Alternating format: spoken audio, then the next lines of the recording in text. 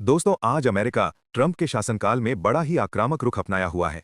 जो अमेरिका और यूरोप रूस का विरोध कर रहा था रूस और यूक्रेन वॉर में, वहीं आज जब अमेरिका ने वेनेजुएला पर अटैक करके वहां के चीफ निकोलस मदुरो को गिरफ्तार कर लिया, तो यूरोप के देश उसे सही ठहरा रहे हैं।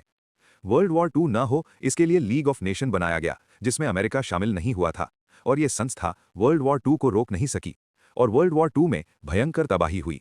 जापान जैसे देश पर जब एटम बॉम्ब गिरा तो उसका तो लगभग अस्तित्व ही खत्म हो गया था। उसके बाद 24 अक्टूबर 1945 को यूनाइटेड नेशन बना, जिसमें अमेरिका शामिल हुआ और सिक्योरिटी काउंसिल में 5 परमानेंट मेंबर बनाए गए, जिसमें अमेरिका, चीन, रूस, फ्रांस और इंग्लैंड शामिल हुए। दोस्तों, ये भेदभाव देखो जरा कि अगर ये 5 देश किसी देश पर अटैक कर दें और उसे कब्जा कर लें और बाकी बचे 4 देश कार्रवाई करने का सोचें, तो वो देश बीटो लगाकर अपने खिलाफ कार्रवाई को रोक सकता है।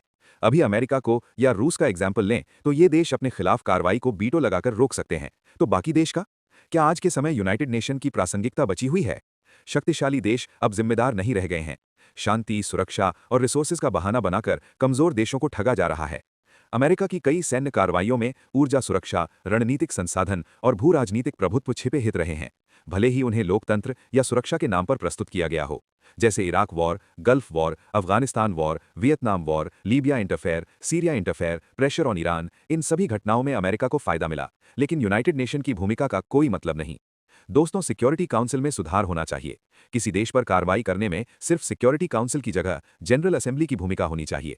दोस्तों, आप लोग कमेंट में बताइए कि भारत की क्या भूमिका होनी चाहिए ऐसे समय में।